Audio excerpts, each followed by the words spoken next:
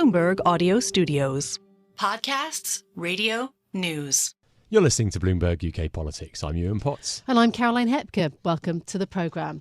We had a bit of optimism, didn't we, to start with? Recent growth figures, brighter, better optimism amongst business leaders, and a new government that was banging the drum for investment into the UK. Now, Chancellor Rachel Reeves, though, has given us a horrible reality check. We have inherited a projected overspend of £22 billion. If left unaddressed, it would mean a 25% increase in the budget deficit this year. I'm not talking about costs for future years that they signed up to but did not include. I'm not talking about the state of public services in the future, like the crisis in our prisons, which they have left for us to fix. I'm talking about the money that they were already spending this year and had no ability to pay for, which they hid from the country. They had exhausted the reserve, and they knew that, but nobody else did. So, Rachel Reeves speaking about the former Conservative government. So the UK's fiscal picture is dire, we're told. The reliance on growth simply won't be enough, at least not in the immediate future. Tax hikes, spending cuts are beginning. You can all see the parallels to 2010. So is this another austerity budget coming our way on the 30th of October? Yeah, it was quite a brutal exchange between Reeves and Hunt in the Commons yesterday. Fair to say, it didn't feel friendly at all. We talked on the podcast yesterday, Caroline, about whether Rachel Reeves would be able to find enough skeletons in the closet to finally, or to truly pin the blame on the Conservatives for the state of the government's dodgy bank account. And it's safe to say some experts were genuinely taken aback by the scale of overspending blamed on the previous government. Here's the director of the Institute for Fiscal Studies, Paul Johnson. We knew a lot about how difficult the world was going to be. We didn't know, I think, that there was a £6 billion hole in the amount of money available for housing asylum seekers, for example. That seems to be a genuine additional challenge for the government that wasn't previously funded. I suspect we've been somewhat softened up for some tax rises coming in the autumn. Yeah, that £6 billion figure was really quite something. I think the other surprise was the sheer number of announcements yesterday that were nowhere to be seen in the Labour manifesto. Yeah, absolutely. The same Labour manifesto that vowed not to raise taxes and to make the tax system fairer. If Labour still has an ambition for 2.5% growth, it leaves the government with very limited fiscal options. Joining us now really to discuss all of this is Bloomberg's Dan Hanson, our chief UK economist, and Alex Wickham, our UK political editor. So we've had a few hours to digest all of this and the back and forth, the political storm. But I want to think about what we actually learnt from Rachel Reeves. Alex, what did we find out that we did not know before she stood up yesterday? I think quite a lot. I mean, if you talk to Rachel Reeves and her team, even a few weeks ago in the election campaign, they would have told you, oh, don't worry, we don't see tax rises as the way to raise money to fix public services. We don't see massive borrowing. You know, they might have raised a couple of taxes, they might have done a bit more borrowing, but they would have downplayed that and told you it's growth, it's the growth miracle that's going to solve all the country's problems. And 3 weeks later, it turns out that clearly tax rises are coming, and things are, to be fair to Rachel Reeves, worse than she thought. As Paul Johnson was saying there are, you know, at least £6-7 billion of this is genuinely appears to be new information, but a lot of it was well known. And really, at the first opportunity, Rachel Reeves has decided that she is going to go for tax rises, basically, and that is a big change in tone, which sets how politics and the economy are going to go for the next 5 years. And Dan, same question to you, really, on the fiscal side. What were you surprised about in yesterday's statement? Yes, I think the way I sort of was thinking about this is there are sort of two sides to it. One is the sort of side of the black hole that was being spoken about before yesterday, which was the hole in the future spending plans the previous government set out. And that's something that has been sort of well documented by the IFS. We've looked at it ourselves. I think the surprise yesterday, Alex has mentioned it there, and it's what Paul Johnson said as well, was the pressures on in-year spending plans that look like they will persist into later years as well. So that it will make that medium-term picture even more difficult. I mean, one thing I think you sort of have to be careful of is sort of differentiating between what was genuinely a new spending pressure yesterday, which, you know, again, Alex and Paul Johnson's comment there said about the asylum seekers, that's £6-7 billion. But of course, some of this was to do with the choice about pay, about how much to lift public sector pay, and that is a policy choice. So there's a bit of a grey area there as to whether that was genuinely a new pressure or it's not, because it's something that Labour have decided to do. But nonetheless, yeah, it is very surprising, and you've seen the OBR come out yesterday as well, saying that they're going to investigate what went on in the March budget in terms of the detail that they were provided. So I think it is slightly shocking, to be honest with you. But I don't think maybe the 22 billion figure is quite as bad as the sort of overall picture that's been painted by Reeves.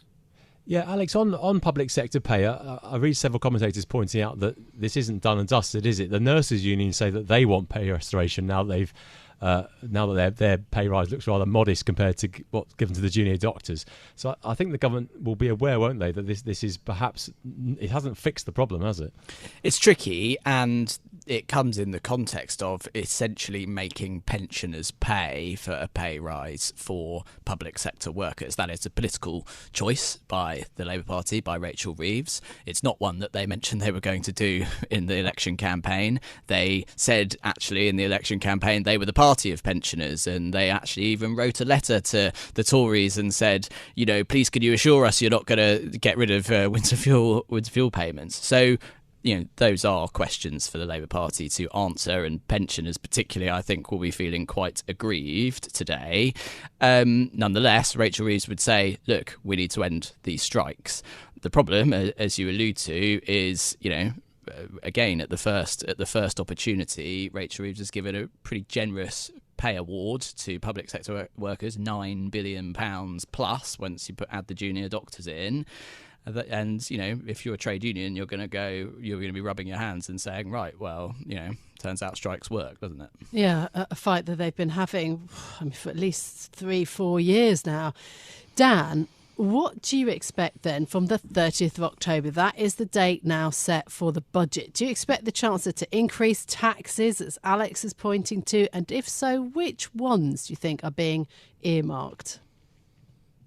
Yeah, I think it's almost certain that taxes are going to go up. I think that there's a question mark about there are other ways to create fiscal space, tweaks to the fiscal rules, what the government chooses to do with QT and the quantitative tightening and the cost that that's incurring for the public finances. But I think it's pretty inescapable, really. You're going to have this, what seems to be a deterioration in the public finances in the near term. So the higher borrowing, whether it's so after the savings that were found yesterday, it's about £16 billion. Whether the increase in borrowing is quite as high as that in 24-25, so the current fiscal year, I don't know if it'll be quite that high, but it'll be somewhat higher. They'll then need to claw the money back in later years. And I think one interesting thing about all of this is that they're going to set out the 2025-26 spending plans, but they're going to do the multi-year spending review in the spring. So that actually says to me that yes, there are going to be tax rises in the autumn. And I think, to answer your question, Caroline, it will be around capital gains tax, inheritance tax, because remember, they've ruled out rises in income tax, national insurance contributions, corporation tax, VAT. That's about 3/4 of the tax base, so you're not left with a huge amount. But I think the question around spending is they may have to come back to this again next year, because when the multi-year spending review is set out and they sort of deal with this longer term black hole, which is the thing that everyone was talking about prior to the election and what the IFS was specifically going on about, it might be that even more tax rises are needed. I think the hope by that point is that growth will have saved them a little bit, but I don't see that happening. So I think for us, you might come back in sort of the next fiscal event, and they're saying they're only going to do one a year, where the sort of second fiscal event of the Parliament has sort of more tax rises in it again. So it's an interesting way she set it out, but I think I agree with Alex. Tax rises in the autumn seem very likely, and they're going to be likely be on wealth taxes, so CGT and potentially inheritance tax as well. Yeah, Alex, kind of sticking to looking ahead a bit, is there any scope for any kind of political good news? I mean, clearly there's no money to spend, as Dan's made clear, but how does the government project some positivity after all this gloom yesterday? It definitely needs to at some point, and you can see the political strategy behind what Rachel Reeves is doing. She is basically saying the first 6 months of the Labour government, they are going to put out this awful news about how terrible everything is, and we're going to have to put all these taxes up and it's all the Tories' fault. That's all well and good, and there is some justification to them saying that. Not maybe quite as much as Rachel Reeves is making out, but certainly some justification to them doing that. The problem is, she is the one making the decisions now. She is the one making the political choices about where the tax rises and the spending restraint falls. And people will get annoyed, as they always do with governments, about how things are going. So the honeymoon period is pretty much over already, and you're going to see that budget. It's going to be pretty brutal, it sounds like, and they are going to need good news very quickly after that. Okay, so a 3-week honeymoon, that's your lot. Is that your thinking, Dan, then, that economic growth won't be the thing that saves the Labour government, at least not for now, as far as we know? I think so. I mean, I think one thing that was interesting, if you go back to why Rishi Sunak called the election, I think one of the things, and we'll never know for sure, but one of the things was that I think they probably realised that they'd struggled to deliver a pre-budget fiscal event, which was sort of there was this idea floating around that Jeremy Hunt would do this pre-budget fiscal event, cut taxes again. But I think what they probably found was that there was no money in the forecast. And I think there's this question hanging over the OBR's forecast about how optimistic they are about growth in the future. And remember, that's the thing that drives tax receipts and why tax receipts rise over the forecast horizon, and why the deficit comes down, along with, of course, restraint on spending. So I think going into the autumn, one of the questions around the forecast and what the picture the OBR paints will be, on the one side, all of these reforms that Labour are pushing and whether that sort of moves the dial on growth. But you have to set that against what I think at least is quite a significant amount of optimism in the OBR's forecast, and how those two things balance. And a lot of the things that Labour have been talking about, when you put a forecast together, it's very hard to put numbers on some of these things, sort of planning reform. We all know it needs to be done, but actually how do you sort of quantify what that does to the economic forecast? It's very, very difficult. So I think there will be a challenge in the autumn, and I think it will be a case of the answer won't be growth. It'll be, tax rises and potentially some spending restraint, possibly on the welfare bill as well. So I think that'll be the way it's sort of done at this fiscal event. And the hope will be, of course, is that the growth does turn up, and that will mean further down the line, the politics becomes much easier. And as we close in sort of 5 years down the line on the next election, things will be better, and there will be room to sort of ease the squeeze, if you like. But I think in the near term, and the right fiscal strategy as well, is to pencil in a sort of headroom, if you like. And then if things are better, then great, that squeeze can be eased. But I think near term picture, as Alex says, sort of the honeymoon seems to be over. So lots of known unknowns on the growth agenda and the government's finances. Dan, thanks for joining us. Dan Hanson, our chief UK economist, and Alex Wickham, our UK political editor. That is it for us today. If you like the programme, don't forget to subscribe and give it 5 stars so that other people can find it on Apple Podcasts, Spotify, or wherever you listen. This episode was produced by Bashira Oladele, and our audio engineer was Sean Guastamacchia. I'm Caroline Hepker. And I'm Yuan. We'll be back with more tomorrow. This is Bloomberg.